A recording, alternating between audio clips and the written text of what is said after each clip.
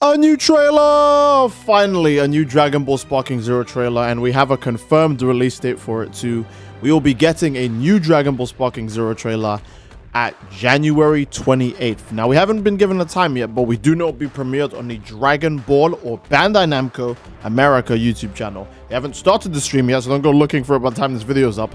But closer we get to January 28th, I would say keep an eye out for this trailer going live. And I wanted to talk about the trailer for a bit because another trailer so soon can mean we're actually getting way more than just gameplay. We might even get a release date in this trailer. And I'm super psyched for it. So I just want to talk about how all the other Dragon Ball trailers have gone before this, because that will give us a good idea of what we should expect this time around.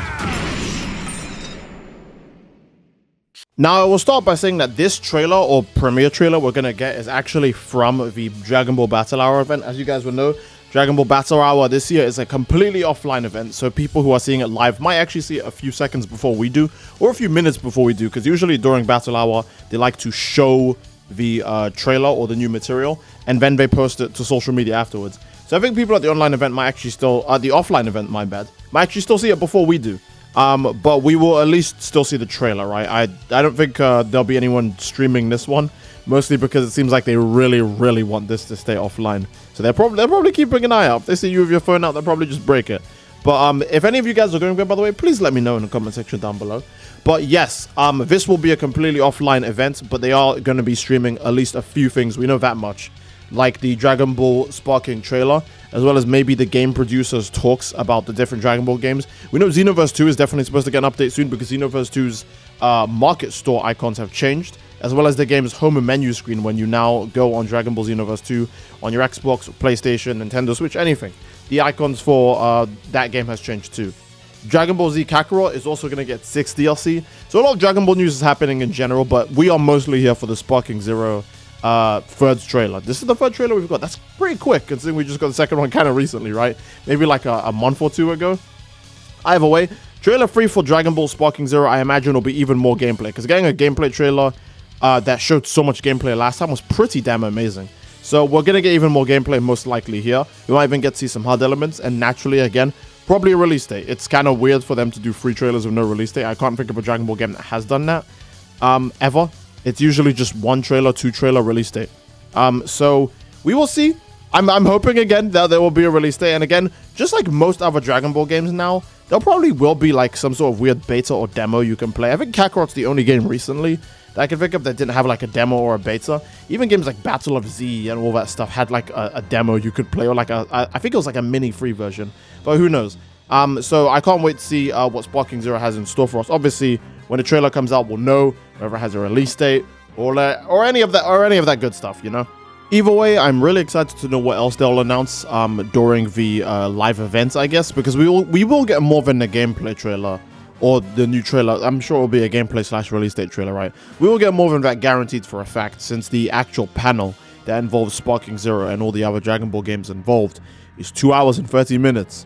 So again, I am very much hoping that most of that is Sparking Zero and not like Xenoverse 2 or like Fighters rollback. I mean, Fighters would still be good because, again, Orange Piccolo and Beast Gohan, they're characters they can easily just add into the game. Milk them for more money, why not? And Xenoverse 2, we still don't actually... We don't even know who the DLC 17 character is, which would obviously be a very cool reveal. But, I guess we'll just have to wait a bit longer for that one. At least Xenoverse 2 is having next-gen upgrades. Again, that'll be very cool.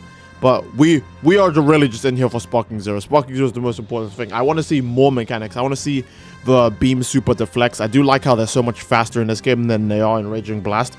But they're also not completely intrusive to the gameplay either, or look like a mechanic that can be like easily abused. Because if it's anything like the OG Tenkaichi, or Tenkaichi 3 in general, a lot of these mechanics require dead serious precision timing. You can't just mash to get the inputs, which will be really fun for gameplay, as well as making matches like, you know, really cool at a high level. We're actually finally getting matches that look like those really broken matches between 2 AI fighting.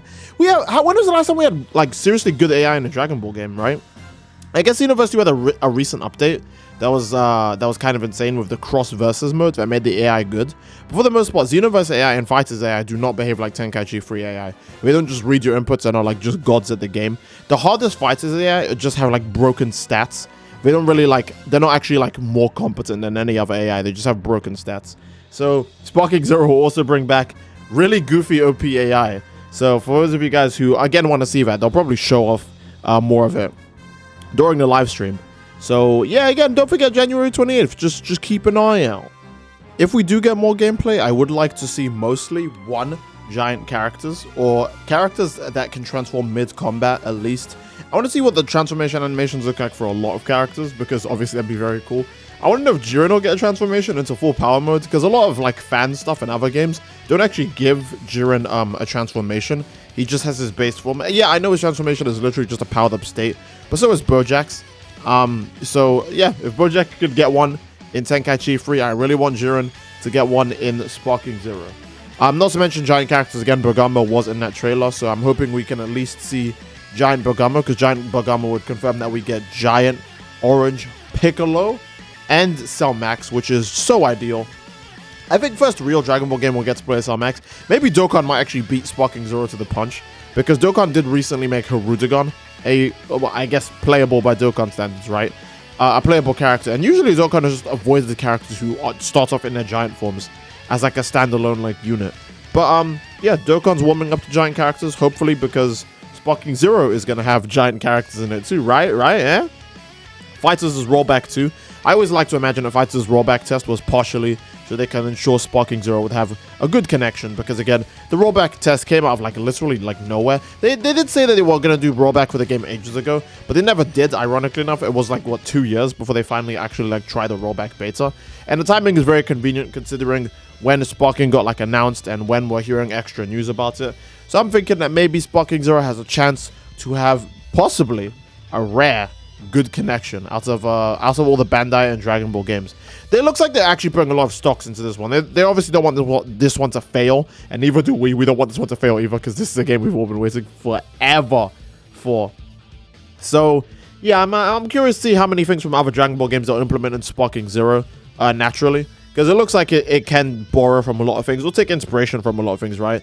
If it needs like, you know, a little bit of help coming up with movesets for characters, it can take inspiration from Fighters or the anime. Fighters did do a lot with taking things from Goku Black from the anime and from Xenoverse too. So obviously Sparking Zero has a lot to work with there. Oh, speaking of movesets, I wonder if the combos will be like as big or as insane as they are in Sparking in Tenkaichi 3. Tenkaichi 3's combo system is nuts. All the mechanics you can use, there's like an entire like page for offensive techniques and defensive techniques available to your character.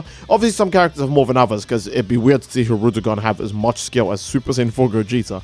So some characters have different pages, but they make up for it with their different abilities in general, and that's really cool. I want to see if Sparking Zero is going to be like that. Because first of all, I want to see a game where Vegeta's like good again, because Dragon Ball games recently have been obsessed with giving Vegeta no range and making him a guy who spams ki blasts. So hopefully Sparking Zero can come back around and remind them, hey, you know, you can make these characters playable. It's not bad. Don't be scared. Make these characters like actually fun to use. But yeah, there's not much I could do. All we're doing right now is speculation. Again, the trailer will come out January 28th. Keep your eye on the time.